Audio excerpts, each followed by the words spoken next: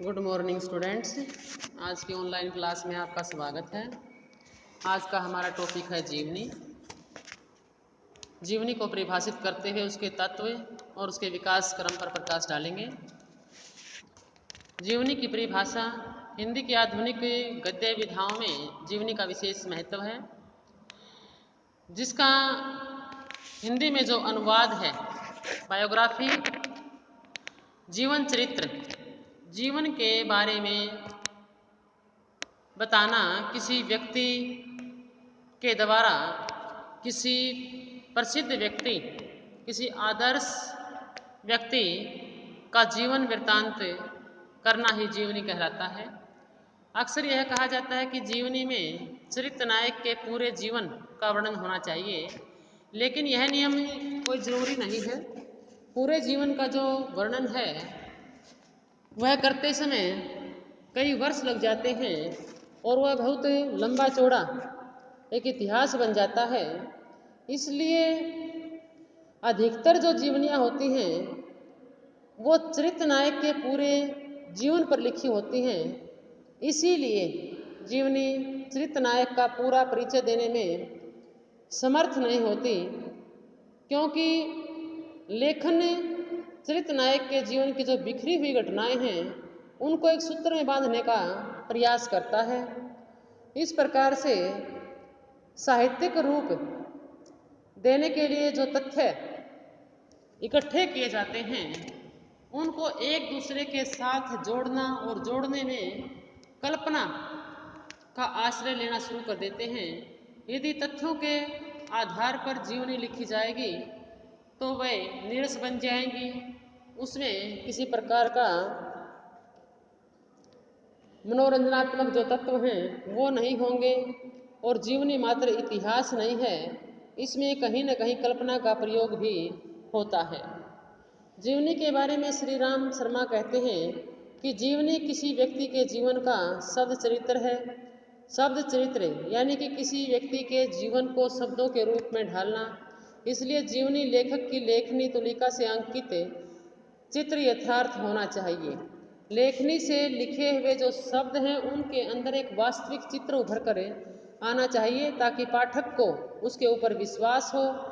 और यह लेखन कला कौशल है, इसमें जीवनी चित्र में रंग आवश्यकता से अधिक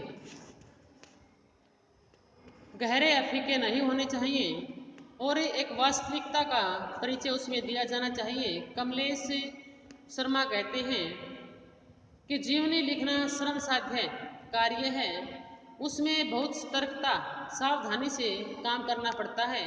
चरित्र नायक के देवताओं और राक्षसताओं यानी कि जिस व्यक्ति का जीवन परिचय लेखक लिखता है उसके गुणों का वर्णन भी करना होता है और उसके अंदर जो बुराइयां हैं उनका भी वर्णन करना होता है। उन दोनों के अंदर एक संतुलन बनाना बहुत ज़रूरी है। इस प्रकार से बहुत सतर्कता बरतनी चाहिए, अधिक प्रशंसा अथवा निंदा से बचना चाहिए। जीवनी लेखक के लिए नितांत आवश्यक है। डॉक्टर भगवान शरण भारद्वाज के अनुसार जीवनी चरित्र व्यक्ति विशेष के जीवन का एक अभिलेख कलाकृति के रूप में परिणत अर्थात रचा जाता है। किसी व्यक्ति का सत्यता पूर्ण आलेख होता है, सत्य के आधार पर लिखा गया एक लेख होता है जिसमें जीवन के माध्यम से किसी महान आत्मा के जीवन का प्रामाणिक चित्र प्रस्तुत किया जाता है। तो इस प्रकार से डॉक्टर गुलाब राय कहते हैं कि जीवनी घटनाओं का अंकन नहीं वरन चित्रण है और यह साहित्यिक विधा है। इसमें साहित्य और काव्य के सभी गुण हैं। यह मनुष्य के प्रौढ़ और बाल स्वरूप का कलात्मक निरूपण है। तो ये स्टूडेंट्स कुछ डेफिनेशन के माध्यम से हमने जाना कि जीवनी किसे कहते हैं।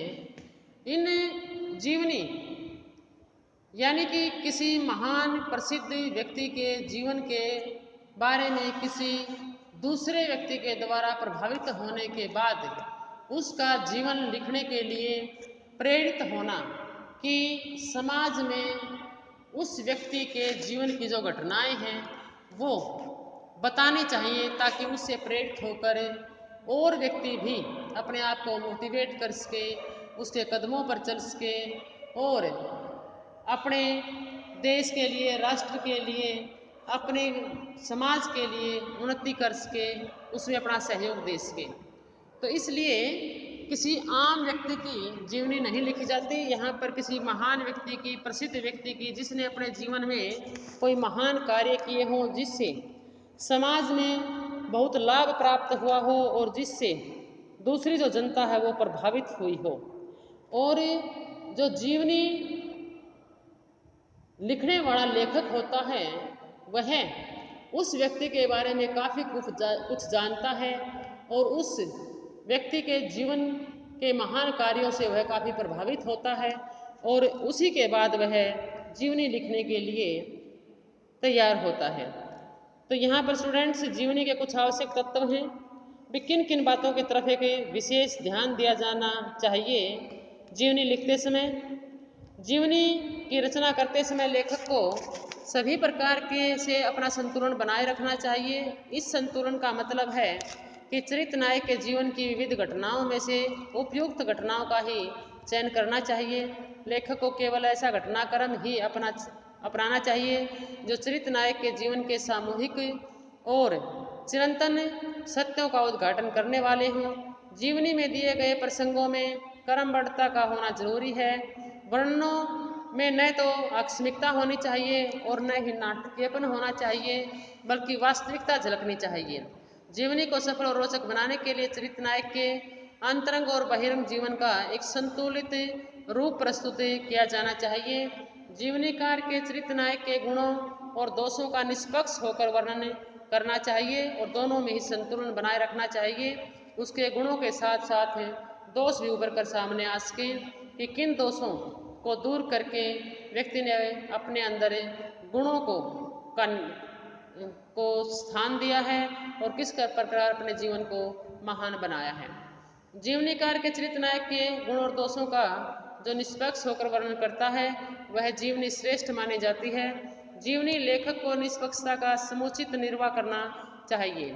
कई बार लेखक जीवनी लिखने जिस व्यक्ति का जीवनी लिखता है उसके ज़्यादा ही नज़दीक होता है और नज़दीकी और अपनेपन के कारण उसके दोषों को छिपा लेता है, जिससे वह जीवनी सत्यता पर आधारित नहीं होती।